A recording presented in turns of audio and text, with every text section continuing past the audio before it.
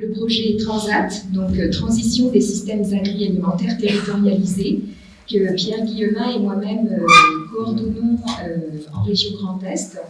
aborde le concept d'innovation ouverte et prévoit de le développer, de le mettre en pratique dans le déroulement du projet. Donc, tout d'abord, le contexte dans lequel s'inscrit le projet Transat. En fait, on a réfléchi les objectifs du projet Transat en référence à deux grandes caractéristiques. D'une part, le contexte agricole et agri-alimentaire de la région Grand Est, qui est marqué par des dynamiques majoritaires de spécialisation des productions agricoles, en particulier une céréalisation des exploitations, inscrites dans des filières majoritairement longues, et aussi de plus en plus gouvernée et orientée pour la biomasse à vocation non alimentaire. Mais ce territoire régional est aussi pour partie inscrit en zone intermédiaire, dont les caractéristiques pédoclimatiques, économiques, mais aussi sociodémographiques se traduisent par le maintien d'une diversité de systèmes de polyculture élevage, bovin ou ovin.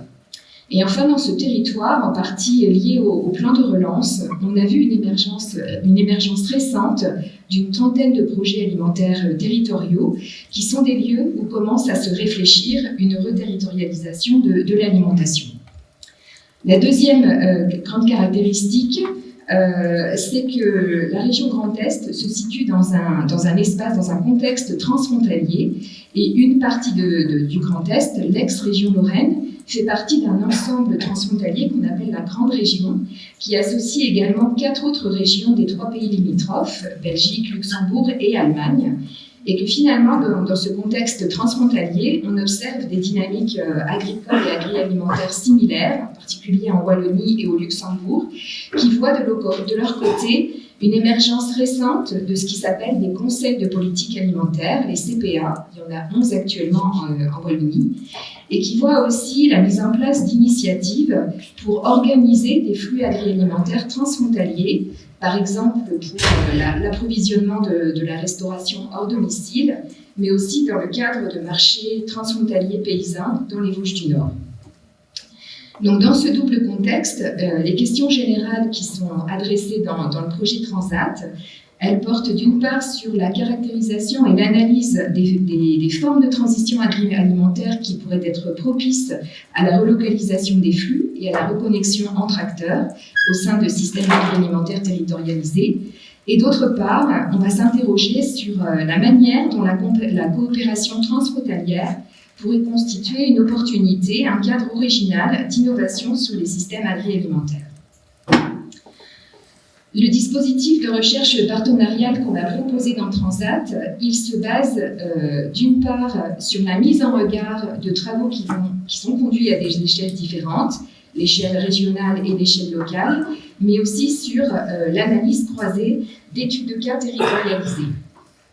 Donc dans le projet, on va s'appuyer sur 12 études de cas qui ont été choisies dans la construction du projet en concertation avec les acteurs têtes de réseau qui sont partenaires de Transat, la DRAF Grand Est, Bion Grand Est, la Chambre régionale d'agriculture Grand Est et la cellule Manger Demain en Wallonie, ou qui ont été choisis également suite à des sollicitations directes des chargés de mission PAT qui ont eu connaissance du montage du projet. Donc, ces 12 études de cas, elles représentent des contextes territoriaux contrastés en termes de gradient d'urbanisation, d'agriculture, mais aussi des caractéristiques différentes en termes d'histoire, de niveau de maturité des projets, de portage, de gouvernance et de choix d'axes stratégiques. Elles ont aussi été choisies finalement pour des raisons pragmatiques, tout particulièrement de partenariats antérieurs qui ont été construits entre certaines équipes de recherche du projet et des acteurs des PAT-CPA. On y est revenu dans le courant de l'après-midi. Le temps long, on l'a vu, est aussi un élément important si on veut conduire des recherches plus ouvertes et plus participatives. Et puis, Transat prévoit de conduire des investigations à l'échelle des 2 territoires régionaux, le Grand Est et la Grande Région, pour aborder les transitions agroalimentaires à une échelle macro et tenter de favoriser une certaine montée en généricité. Donc, l'idée est d'une part de contextualiser les études de cas en caractérisant les dynamiques englobantes, et dans l'autre sens, de s'appuyer sur une lecture fine des processus et des dynamiques d'acteurs dans les études de cas pour apporter des éléments de compréhension des transitions repérées à grande échelle. Transat est structuré en 3 volets de recherche qui ont été conçus pour organiser dans chaque volet de recherche une transdisciplinarité entre les équipes de recherche avec 2 disciplines majoritaires qui sont la géographie et l'aménagement du territoire et qui sont complétées par l'écologie territoriale, l'économie rurale, l'agronomie des territoires et la sociologie. Donc transdisciplinarité entre ces équipes de recherche, les acteurs têtes de réseau qui sont directement partenaires de Transat, mais aussi les acteurs locaux qui sont impliqués dans les études de cas du projet. Donc sans rentrer dans le détail dans l'organisation de Transat, le premier volet de recherche se situe à l'échelle des 2 territoires macro-régionaux et vise à caractériser et à analyser la coexistence spatiale des transitions agroalimentaires dans les territoires à partir de l'analyse de bases de données quantitatives, certaines d'entre elles étant apportées par les partenaires acteurs du projet et via notamment la construction de typologies d'exploitation agricole en transition. Le deuxième volet de recherche est positionné à l'échelle des études de cas et il vise à analyser les flux agroalimentaires dans ces territoires par la mise en œuvre d'analyses qui font appel à des méthodes protométaboliques et de métabolisme territorial, par la construction aussi d'observatoires territoriaux des flux agroalimentaires et par la mise en discussion des représentations produites dans des ateliers multi-acteurs. Et le troisième volet de recherche vise quant à lui à analyser les modalités de la coopération territoriale qui sont mises en place aux échelles régionales et aux échelles des études de cas pour accompagner les transitions agroalimentaires. Et cette analyse de la coopération territoriale se fera essentiellement sous le prisme de la recherche de complémentarité, de synergie entre différents instruments de l'action publique concernant les stratégies alimentaires, la planification territoriale, mais aussi la coopération transfrontalière. Alors, c'est vrai que le projet Transat n'a pas pour objectif premier de co-concevoir, de produire des innovations, et nous voyons plus dans ce projet l'innovation ouverte comme une démarche mise en œuvre pour accompagner et pour favoriser les transitions agroalimentaires. Donc nous voyons l'innovation ouverte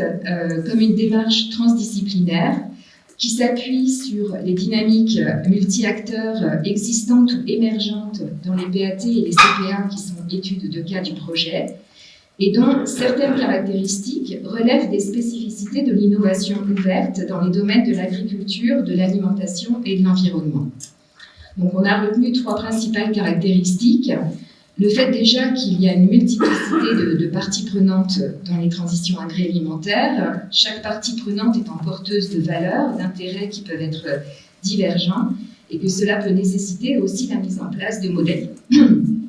modalités de gouvernance adaptées. La deuxième particularité, c'est que les transitions agroalimentaires suivent des chemins multiples, dont on ne connaît pas à l'avance les issues, et qu'elles peuvent nécessiter des pas de temps longs avant de pouvoir observer des changements effectifs au niveau agricole et alimentaire dans les territoires. Et la troisième particularité, c'est que les transitions agroalimentaires et les innovations qui peuvent y être associées, elles sont situées, elles sont ancrées dans les territoires, mais ces territoires n'ont pas des contours figés et ils sont à l'intersection d'autres territoires et d'autres échelles, en particulier l'échelle d'organisation des filières. Donc sur la première caractéristique, la visée de Transat sera d'élargir le périmètre des acteurs parties prenantes actuellement dans les études de cas, et en particulier, suite à des discussions avec les acteurs qui sont déjà mobilisés, en mobilisant plus fortement les agriculteurs et les opérateurs des filières, même s'ils sont situés en dehors de ces territoires, mais aussi en mobilisant plus fortement la société civile. Et sur ce dernier point, une des questions et une des hypothèses que nous allons travailler dans le projet concerne le rôle des jumelages, qui sont aujourd'hui des dispositifs assez vieillissants, quel rôle en fait pourraient prendre ces jumelages pour réfléchir,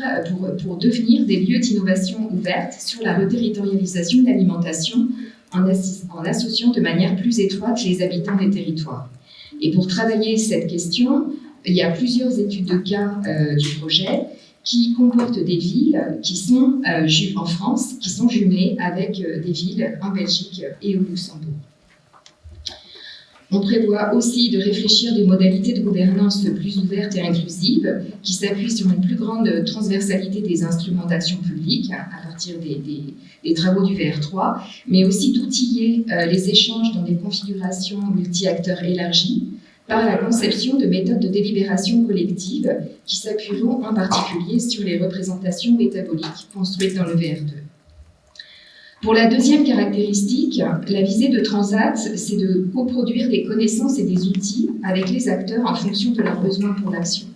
Donc, sur ces chemins de transition multiples, on prévoit d'objectiver la diversité des transitions agroalimentaires par une analyse quantitative des bases de données diachroniques et la construction de typologies avec une discussion et un échange avec les acteurs pour mettre en forme les résultats typologiques, les résultats cartographiques produits, de manière à ce qu'ils puissent devenir des supports appropriables d'échange pour réfléchir des changements possibles. On prévoit également de co-construire des observatoires de flux agroalimentaires dans certaines des études de cas du projet.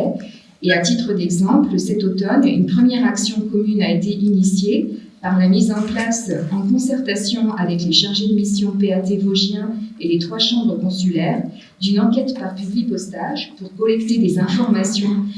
sur les différents maillons des chaînes agroalimentaires dans ces PAT et pour faire en sorte que le questionnaire puisse bien être raisonné ensemble et répondre aux différentes attentes des partenaires. Enfin, sur la 3e dimension territoriale, Transat prévoit d'analyser en quoi les contextes territoriaux et leurs spécificités, les appropriations localisées des dispositifs d'action publique qui peuvent être faites, différencient les transitions et les changements de pratiques observés au niveau agricole et alimentaire. On va mobiliser aussi la structuration par emboîtement d'échelle du projet entre le macro-régional et les territoires de PAT et de CPA pour travailler à l'identification d'échelles pertinentes de relocalisation des flux agroalimentaires via les modèles proto-métaboliques. Et ce faisant, on fait l'hypothèse que l'on pourra outiller l'intégration des circulants en stratégie alimentaire. Et enfin, on s'appuiera sur la situation transfrontalière du Grand Est pour travailler conjointement enjeux transfrontaliers et agroalimentaires. Alors, les attendus de la démarche d'innovation ouverte par rapport à la problématique de Transat, finalement, j'ai plus que 2 diapos. Je les ai déjà quand même pas mal abordés dans les diapos précédentes. Le premier, c'est de co-construire avec les parties prenantes des ressources et des outils qui soient utiles à la relocalisation des flux et à la reconnexion entre acteurs. J'ai parlé d'observatoires territoriaux, de travail à la mise en forme de connaissances pour qu'elles puissent devenir des supports d'échange dans des ateliers multi-acteurs. Le deuxième, c'est de faire évoluer les modalités de gouvernance des systèmes agroalimentaires territorialisés vers une plus grande ouverture aux opérateurs des filières et à la société civile. Le troisième, il est peut-être certainement très ambitieux, c'est aussi de tenter d'impulser des innovations organisationnelles pour décloisonner les services de collectivité territoriale et les différents schémas d'aménagement par la recherche d'une meilleure convergence entre les instruments d'action publique en matière d'alimentation et de planification territoriale. Et dans certaines études de cas du projet, on a aussi une attente sur la mise en convergence avec les outils de gestion intégrée des ressources en eau. Et enfin, d'intégrer l'alimentation dans les champs d'action actuels de la coopération transfrontalière qui porte essentiellement sur les transports, le tourisme, l'économie, l'éducation, en se basant sur des dispositifs existants et en réfléchissant les flux agroalimentaires à ces échelles. Et ma dernière diapo, c'est un peu une analyse un peu de finalement quelle plus-value à faire entrer les partenaires de Transat dans des démarches d'innovation ouverte. Alors pour les équipes de recherche du projet, que finalement je n'ai pas encore présenté, Donc il y a 2 unités INRAE, Aster et GEST, le laboratoire INSIT de l'Université technologique de Troyes, le LOTER de l'Université de Lorraine, l'école d'agronomie de Nancy, et des laboratoires des universités de Liège-Gembloux et du Luxembourg. En fait, pour ces équipes de recherche, l'innovation ouverte n'est pas un objet de recherche en tant que tel, en tout cas pas dans Transat. Mais par contre, j'ai essayé de montrer en quoi le projet et la construction de ce projet s'appuient sur des dispositifs multi-acteurs dont certaines caractéristiques peuvent relever de l'innovation ouverte. Et dans le projet, on pense que la recherche pourra assurer 2 rôles principaux. Celui de co-concepteur dans la combinaison de connaissances académiques et de savoirs pratiques mobilisés dans l'analyse des transitions agroalimentaires, mais aussi le rôle de catalyseur de processus d'échange entre les différents acteurs, parties prenantes des études de cas, qui en retour pourront nourrir la recherche. Pour les acteurs têtes de réseau qui sont partenaires directs du projet, donc la DRAF, puis en Grand Est, la Chambre régionale d'agriculture et la cellule Manger Demain, s'inscrire dans cette démarche, ça a une visée de consolider les dynamiques émergentes dans les PAT et les CPA, en les faisant évoluer vers plus d'ouverture, mais aussi vers une mise en réseau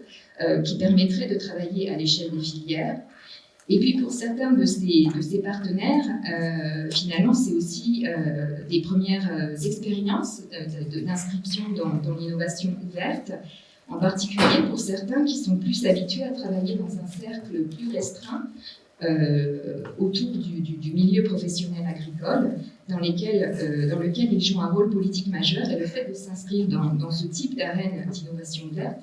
pourra amener à modifier aussi leur positionnement. Et pour terminer, pour les acteurs locaux, les chargés de mission PAT, CPA, les chambres départementales d'agriculture, s'inscrire dans ce type de démarche, c'est aussi trouver des arènes pour exprimer les besoins de terrain et pour participer directement à la production de ressources et d'outils adaptés aux spécificités de leur situation, mais aussi trouver des arènes pour partager leurs expériences avec d'autres territoires qui sont engagés dans la transition agroalimentaire.